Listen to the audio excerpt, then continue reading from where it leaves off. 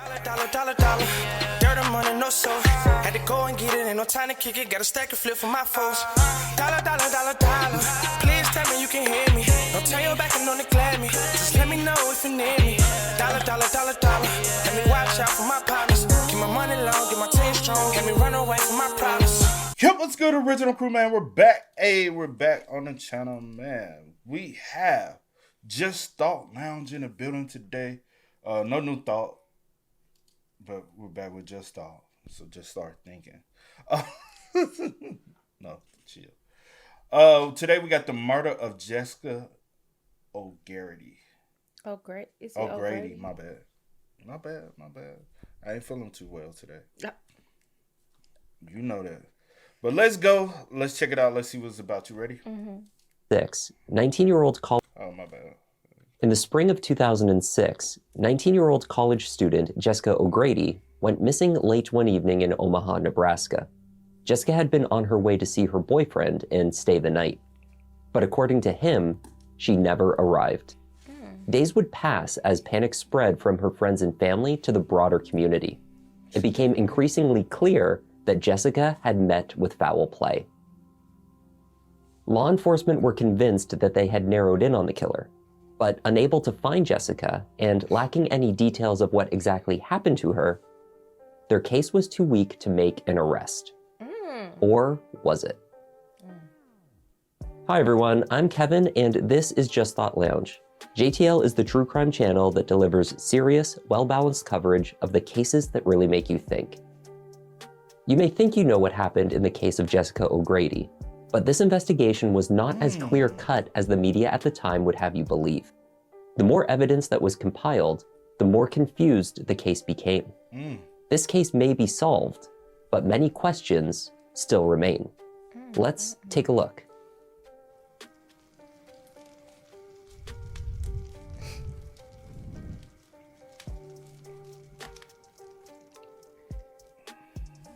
After graduating high school in Omaha, Nebraska, 19-year-old Jessica O'Grady stayed close to home. She moved into an apartment with two friends and began waitressing at a local Lone Star restaurant, while enrolling in courses at the University of Nebraska. Jessica was a sophomore majoring in social studies and aspired to become a teacher. After taking a second part-time job at a daycare, Jessica had realized how passionate she was for childhood education. She even volunteered to coach her niece's softball team. In the spring of 2006, Jessica was taking a semester off of her studies, preferring to work and earn some extra cash. She was also taking some time to enjoy her social life. After a 1.5 long high school relationship had ended, Jessica was free to pursue other relationships and to fall for a new man. Christopher Edwards worked alongside Jessica as a bartender at the Lone Star in Omaha. Christopher had also attended the University of Nebraska, but he had dropped out of college in favor of making more money at work. Chris worked a lot of hours at the restaurant. He was aiming for a promotion into management. In the meantime, he lived with his Aunt Jane, where a separate entrance and the basement all to himself afforded him a bit of independence. Christopher could come and go as he pleased, and he had some privacy. Christopher took full advantage of this arrangement. He and Jessica, hitting it off at work, began seeing each other. It had only been a few months, but in early May 2006, Jessica delivered to Christopher the happy news. She was pregnant. Oh, shit. On Friday, the 12th of May, How old was he? She was 19? I don't know his age. He didn't say his age. Okay. But he had attended college but dropped out. So he can be... They could be around the same age, or he may be like a couple years older than her. Yeah, but still very relatively in the same age. On Friday, the 12th of May, 2006, Jessica did not turn up for her scheduled shift at the Lone Star. By this time, friends and family members had been trying and failing to connect with Jessica since Thursday morning. Slowly, it began to emerge that no one in Jessica's life had seen or heard from her throughout that time. Odd behavior from a friend, niece, and daughter that kept in regular, nearly daily contact. Jessica's family notified the police.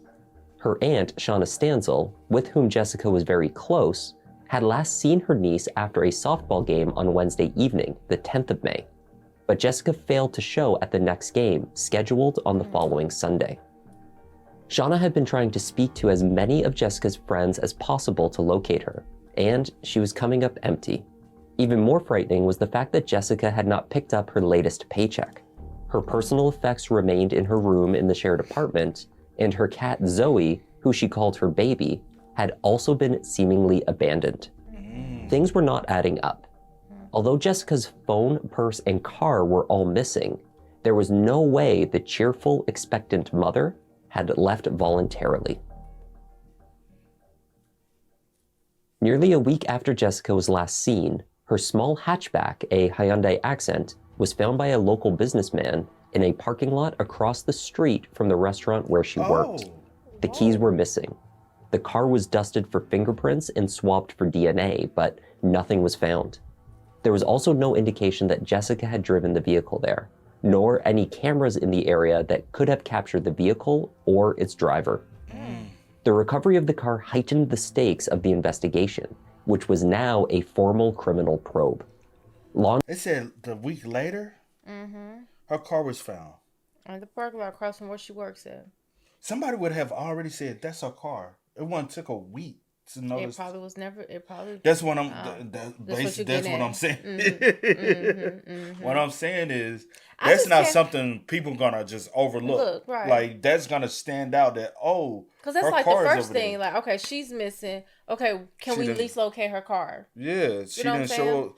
And I'm sure. I wonder how long she's been working here, but she had to been working here for a while to drop out of school or just put school on hold. She took a break. Yeah, I'm just saying. Gap. Gap year or gap whatever. No, that would have. I just can't believe no camera. Like nothing picked up anything. Was there not cameras at the restaurant? Was he? 06. Oh, I'm thinking 2016. No, That's my 06. fault. 06. Yeah. Never mind. That because you got to think about years and all this stuff, and so. We still had cameras though. But the cameras quality ain't shit. But it was In something. 06, bro, we was. You could at least be able to like. Who is who? But this is my thing. You would at least been able to maybe, if something was to be picked up. That But it sounds like they ain't have nothing. Yeah, that's what I'm saying. Let me finish. go. That it's a male, or did she leave her car there and walk and get in the car with someone else, or something? You have something to go with, but they don't have anything. That's what I was getting to. Why you do your eyes like that? Stakes of the investigation, which was now a formal criminal probe. Law enforcement gained access to Jessica's phone logs and began to track her last known movements. A handful of friends had gathered at Jessica's apartment on the evening of Wednesday, the 10th of May, the last day that anyone saw Jessica. The group chatted and ate some pizza. According to friends, Jessica was texting throughout the evening. She had also been talking about Christopher Edwards. Jessica was optimistic about her relationship and her pregnancy. She had started on prenatal vitamins. She was excited to become a mother. After Jessica received a telephone call later that night, she took a shower, fixed her hair, put on makeup, and left the apartment. This was at about 11 or 11:15 p.m. Her destination? The home of Christopher Edwards. It was a roughly 8-mile drive out to the suburb where Christopher lived. Jessica's last phone activity showed a call to her friend Carrie at about 11:30 p.m., followed by a phone call to Christopher roughly 20 minutes later. On the 11:30 call, Jessica informed her friend that she was en route to Christopher's. The last text message Jessica sent was also to Carrie at 12:20 a.m. It read, "No shenanigans for Jessica." According to Carrie, this was a code the girls used for when hooking up with boys. She understood this message to mean this was not happening for Jessica that night. But she did not reply, and her calls the next morning went unanswered. Every call to Jessica after that time was forwarded direct to her voicemail. Her last banking transactions occurred earlier that day. It was the last time anyone had heard from Jessica O'Grady. Wow. Extensive searches undertaken by law enforcement and supported by masses of volunteers beginning in the days following her disappearance turned up no signs of Jessica. His family is still wondering where she is. You know, you just have to try to keep putting one foot in front of the other. The tree-covered and rocky terrain of the surrounding area presents. What's up?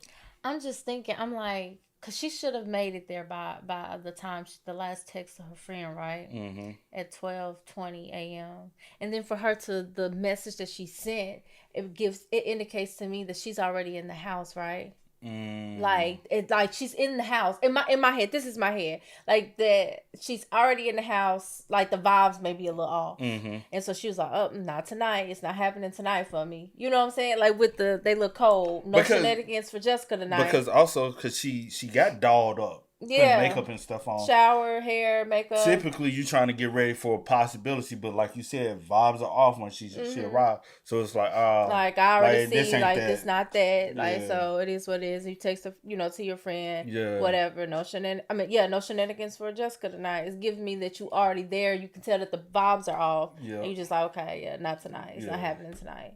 But yeah, that's just me.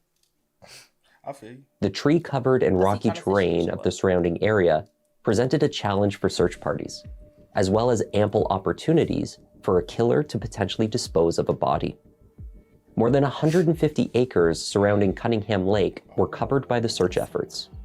The mud bars and sandy shorelines along the Elkhorn River were scanned, and volunteers divided into organized search parties navigated large rocks and slippery slopes. While these efforts were underway, Christopher Edwards was spending the weekend with his girlfriend. Not Jessica O'Grady, of course, but his longtime girlfriend, a woman named Michelle Wilkins. Shut up. Michelle met Christopher while they were working at the same restaurant in. There you go. There go motive. There go perfect motive. I'm talking to her. She thinking we in a relationship, so I'm juggling the relationships, right? Mm-hmm.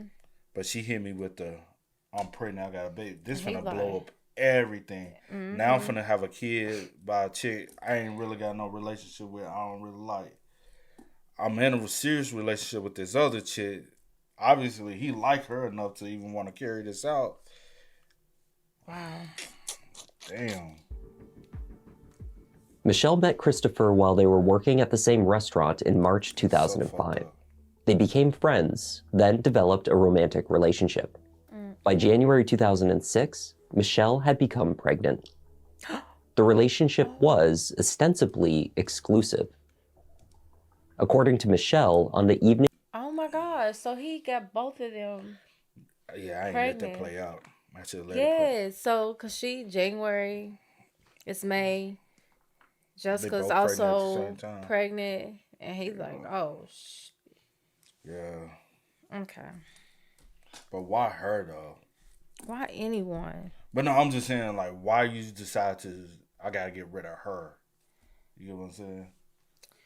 Also pregnant, yeah. Of May 8th, only 2 days before Jessica went missing, Michelle and Christopher had discussed plans to be married.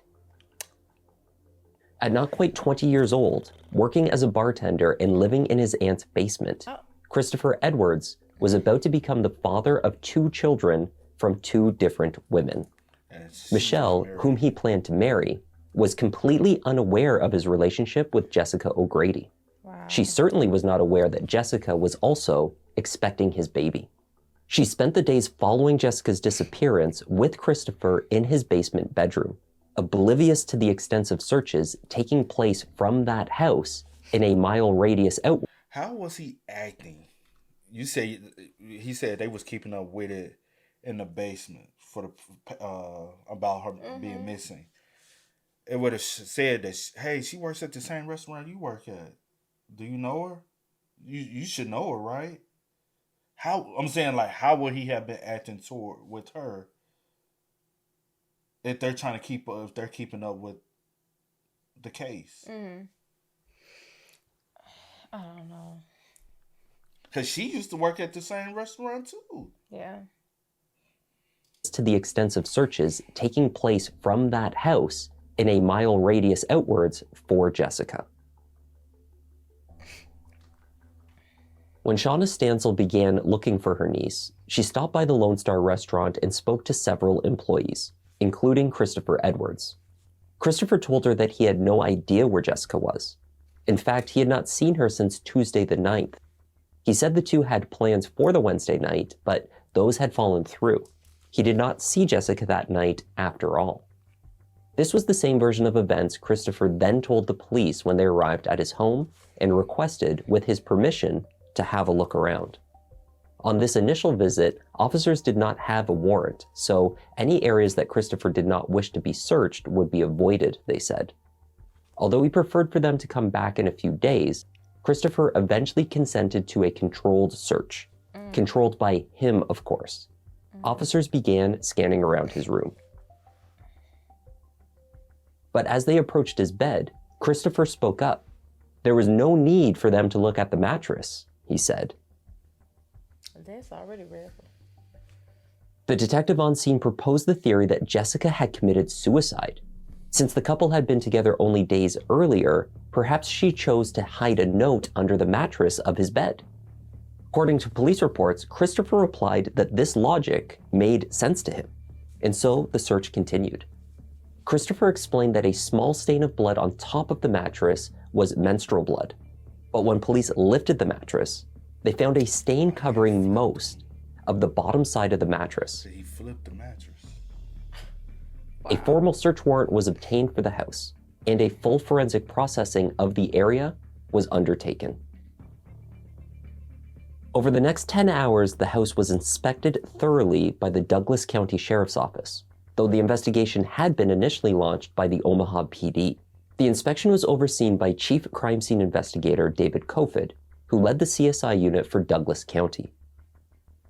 Kofod had a reputation as a star CSI supervisor, having recently cleverly discovered key evidence in high-profile murder cases in adjoining counties. Christopher Edwards himself was processed. They took hairs, fingerprints, nail clippings, and DNA swabs. Nearly 200 photos were taken inside the house that night, detailing the basement bedroom, the walls, the ceiling, and other areas, including the garage. In the bedroom, blood spatter, some of which was visible to the naked eye, was documented throughout the area surrounding the bed. Christopher explained that he had cut his wrist a few days earlier. That injury accounted for these stains, he said. Luminol was applied to the walls of the room. Stains were found on the ceiling. These stains and those on the walls had been haphazardly and ineffectively covered up by white paint. The blood found throughout the room was a DNA match to Jessica O'Grady. Damn, he did. Pillows and sheets from the bed had been removed and replaced. The mattress had been flipped. Scented candles had been lit throughout. A sweet scent was left lingering in the air. It was not a thorough cleanup job, but it was undeniably an attempt to conceal what had happened to Jessica O'Grady in that room. A black plastic trash bag was found in the garage next to Christopher's car. The bag contained 2 blood-stained towels and a receipt from a drugstore in West Omaha. Investigators sourced surveillance footage from that shop and captured Christopher at the drugstore just past 7:30 p.m. on Thursday, May 11th. There he purchased poster paint, white shoe polish, and correction fluid.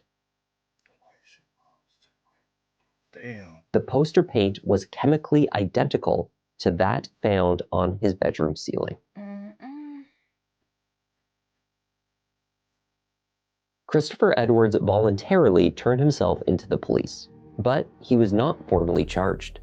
There were gaps in the case against him. Jessica had not been found, nor had any potential murder weapon.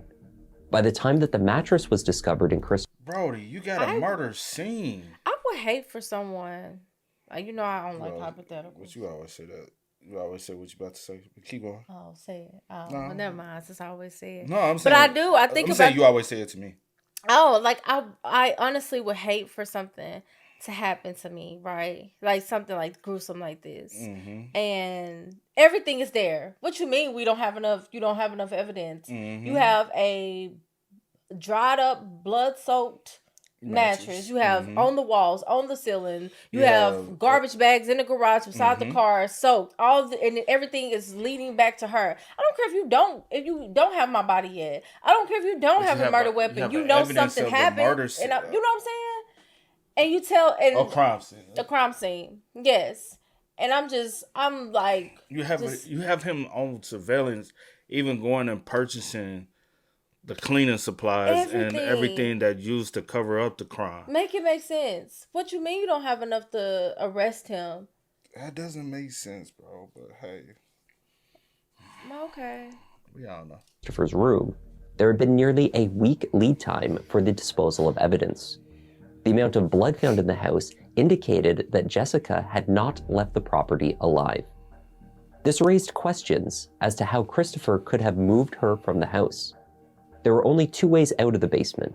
The storm window was too narrow to lift her through, so this left the staircase.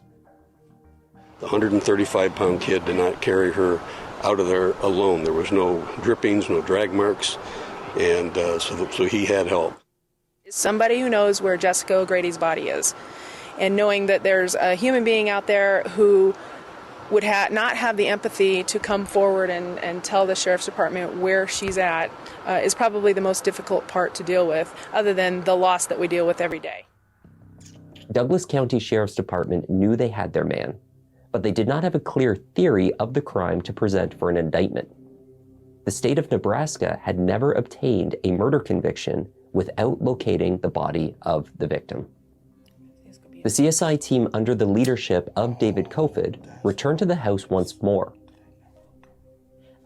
Miraculously and fortunately for the investigation, upon this re-examination, Kofod discovered 2 small blots of dried blood in the upper trunk frame of Christopher's car. One small stain was taken from the upper gas casket, exactly where it could not be visible from any angle unless one was directly inside the trunk. The second was on the underside of the trunk lid. 2 previous CSI team members had searched the vehicle and missed it. Even more crucially, Kofod discovered in the closet of Christopher's bedroom a pair of Bangkok ceremonial swords, referred to in the media as samurai swords. Somehow, these swords had been overlooked during the original search, but now they were pegged as the likely murder weapon. Several other small knives were also obtained for testing from this second search. Lab tests were conducted at the University of Nebraska and returned a series of results that would prove to be the turning point in the investigation. First, the small dried samples taken from the trunk of Christopher's car returned a positive match to Jessica O'Grady.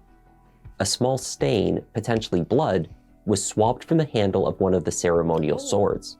This also matched to Jessica. Testing on the tip of this sword identified Jessica's DNA. Pruning shears retrieved during the first search were then retested at the instruction of David Kofod. He had a feeling about them. They had originally tested negative for any DNA, but this time they also returned a match to Jessica. DNA was found on the handle, but no blood was on them at all. Investigators determined that the sword must have been the murder weapon. From the DNA and blood spatter evidence, detectives deduced that Jessica was attacked while she slept on Christopher's bed on the night of May 10th. Christopher subsequently carried her up the stairs and into the garage, then into his vehicle and disposed of her body in an unknown location. He later drove her vehicle to the parking lot near to the restaurant and abandoned it. How the pruning shears factored into the theory of the murder remained entirely unclear. Furthermore, there were no signs of cleaning products having been used in the trunk of the car. Yet somehow, it was spotless, with the exception of the hidden samples identified by Kofod. The sword, the assumed murder weapon, was likewise remarkably clean. Christopher Edwards was charged with the murder of Jessica O'Grady. At that time, a plea deal was offered to him in exchange for revealing where he left Jessica. This deal would have seen the 19-year-old sentenced to 10 to 20 years and eligible for parole as quickly as 5 years into serving his term. Damn. Christopher could easily have been released before his 30th birthday, but he rejected the offer. His father, Bob Edwards, was reportedly so convinced that a jury could not convict his son of murder without a body that he compelled his son to reject any offer made to serve less time. Nigga, I would have sit there with a heartbeat. Yeah, here go her body, bro. Shit, where signing? I'm signing before I. Yeah, come on, she over here. Nigga, I can get out 5 years. But yeah, cocky and arrogant. Cocky and arrogance. What'd you say? Yeah, and misguidance. No. Real guidance. That's the guidance he needs. Cause I need this jury to convict his Because ass. why would you convince him that, oh son, they don't have her body and they've never yeah, they ain't got nothing on you, son. They ain't got shit on my son. Like, babe, let me talk. Going off. Yes. But crazy. But I'm glad you did that. So let's take this to trial. Let's do what we need to do. It feels like, although she is not alive, that her remains are held hostage. Yep. And that doesn't seem fair to us. Nope. The trial commenced in late March 2007. Michelle Wilkin, now mother to their baby daughter, took the stand in Christopher's defense. Girl. She testified that she had no idea about the state of the mattress when she stayed with Christopher in the days following Jessica's disappearance. I hope not. She had been, at the time, completely unaware of any relationship between Jessica and Christopher. Christopher's Aunt Jane and his teenage cousin both testified that they were at home on the night of May 10th and heard no noise emanating from the basement in the night. But the blood evidence on the mattress, ceiling, and walls was damning. Christopher's defense attorney, Stephen Leffler, somewhat absurdly maintained Christopher's original explanations for the bloodstains, assertions that were thought to be received as insulting to the jury. Very. What Leffler failed to argue were the inconsistencies in the state's version of events. How was it possible that the ceremonial sword was the murder weapon, yet contained only a tiny fragment of blood on the handle? Surely there would have been more left behind, particularly given the ornate design of the sword. Why would Christopher have left it in the bedroom closet for weeks instead of disposing of it alongside the other evidence, or even after the police suspected him of murder? Assuming the theory was accurate, Christopher also disposed of Jessica's phone, wallet, clothing, as well as his clothing, and all of the original bedding. Why do this while leaving the murder weapon in his closet? And if all he did was flip the mattress and apply light layers of correction fluid to his walls, how did he leave only 2 fragments of blood in the trunk of his car? The jury deliberated for 11 hours before returning a verdict. Guilty of murder in the second degree, as well as use of a deadly weapon. It was the first no-body murder trial in the state's history to end in a guilty verdict. Thankful for the men and women who were able to sit on the jury and deliver a verdict that objectively stated what we believed all along. Christopher Edwards was sentenced to a term of 80 years to life imprisonment for second-degree murder and a term of 20 years imprisonment on the deadly weapon conviction, sentences to be served consecutively. I said the fine work from the Douglas County Sheriff's Office and their CSI people, and the work that they did at that scene and preserving that for the jury. They did a tremendous job, and we felt very comfortable, and there was never any doubt in our minds about that evidence. The search for Jessica continued for years following the conviction.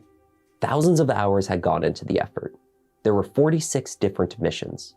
Not-for-profit groups became involved, and a full 5-mile radius of his aunt's home had been scoured.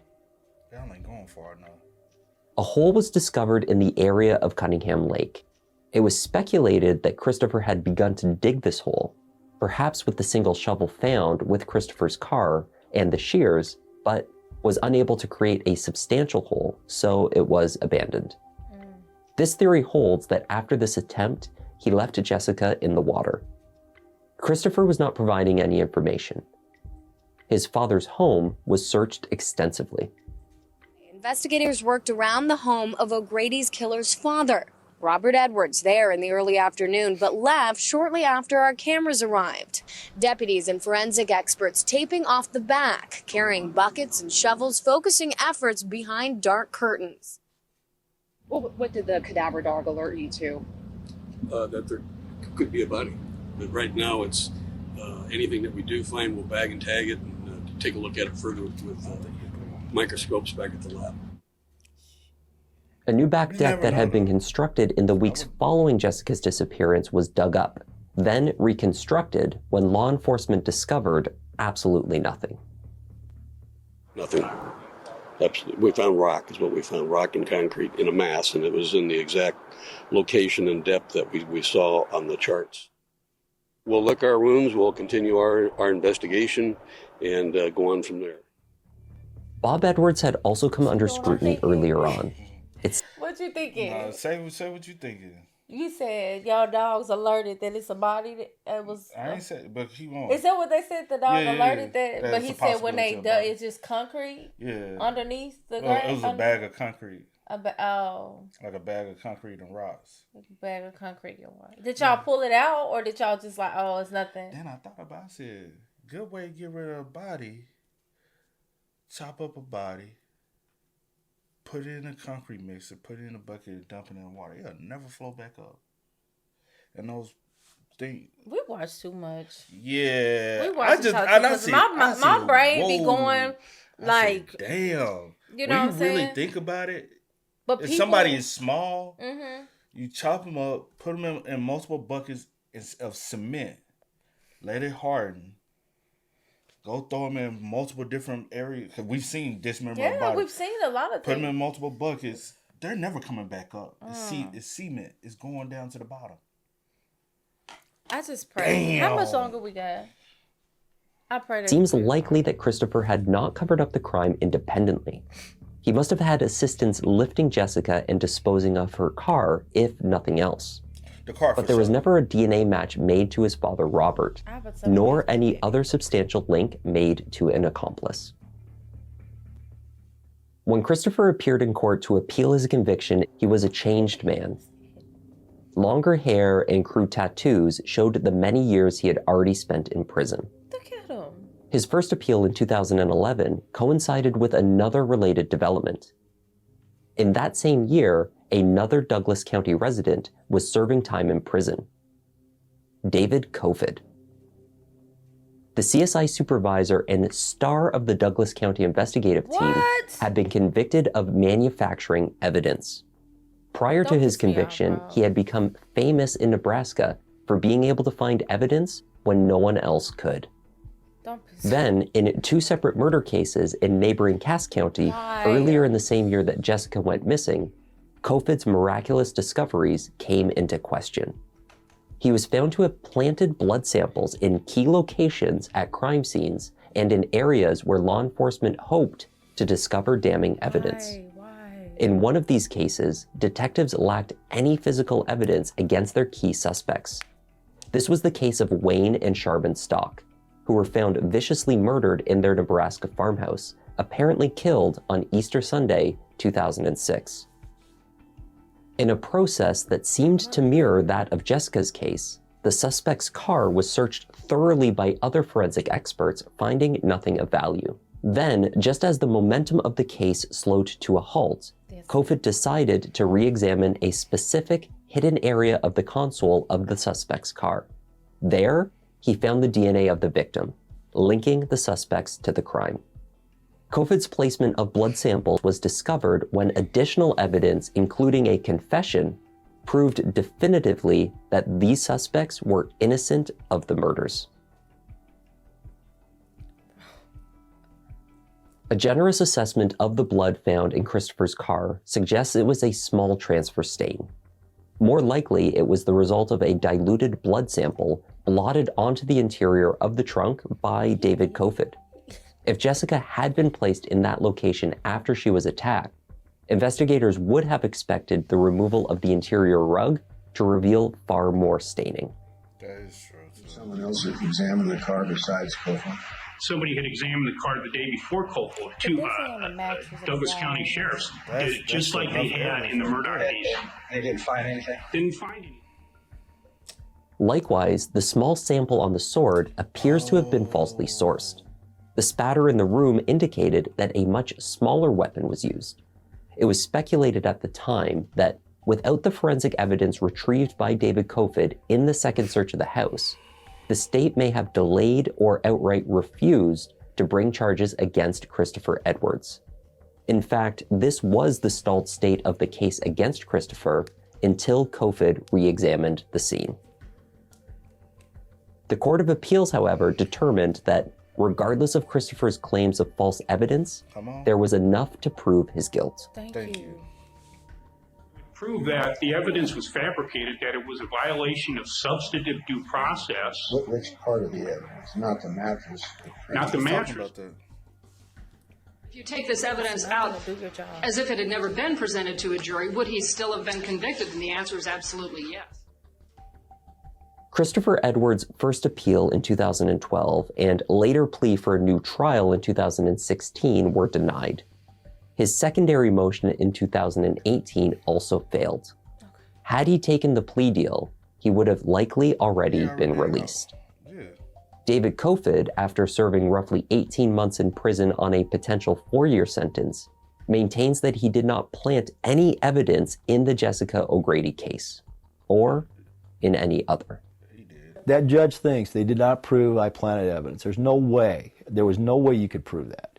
I've been to the parole board twice and told them, I don't have anything to be remorseful about. I can jam this time and I will. There has been no real closure for Shauna Stansel or the rest of Jessica's family and her many close friends. Jessica has not been found. You don't forget the day that, someone that you loved and that you were so close to goes missing. I think people close to him know. I think that any one of those people could come forward and, let us know where she's at so that we could give her a proper burial. Christopher Edwards maintains his innocence. He continues to serve out his 100-year sentence. His family claims there were leads in the case that were ignored by investigators who narrowed in on Christopher early on and then failed to look elsewhere. They have stated, both families deserve closure with justice. The single-sided efforts displayed so far by law enforcement will achieve neither. We also hope they consider now as a good time to swallow some pride and ego for the benefit of everyone. And that was the case of Jessica O'Grady. Thanks for watching. I'm Kevin. This is Just Thought Lounge, and I'll see you in the next one. See you, Kevin. I got a headache. Oh, my bad. Like, that gave me a headache because I was stressed out towards the end. Like, how hard is it to do your job, do it properly, and do it with ethics? Like, I just don't understand. Because you could have threw so many other... They could have reopened and looked at so many other cases that you were on. And people that are actually guilty could have walked free. Because you up here planning things because you want to be on the top. I'm the top. I'm the huncho. Arrogant.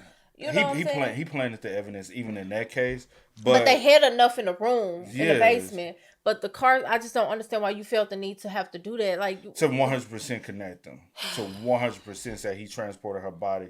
But also, he would have had to have help even moving her. Yes. No, not necessarily, because he could have drove her car over there and went to work. I'm talking about just like getting her up the stairs. I guess he could have like up the stairs by himself. You never know what people do. Yeah, when you like, you know what I'm saying? That's why I said I don't put like y'all. Oh, he's a small kid, 130, whatever, however much. Like what?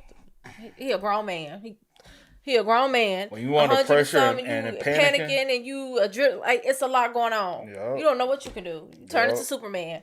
Yep. Like, come on. But yeah. Rest in peace to Jessica. I do pray at some point that her body is located. Yeah. But, yeah. But, hey, man, y'all spam us up in the comments. Y'all let us know y'all thoughts in the comments for us down below. But, until next time, y'all know how I go, man. I do go by the name DJ No Kid. This is Sierra Nicole. We are Kid and C. We out. No time to kick it, got a stack of flip for my foes. Dollar. Please tell me you can hear me. Don't turn your back and don't neglect me. Just let me know if you need me. Dollar.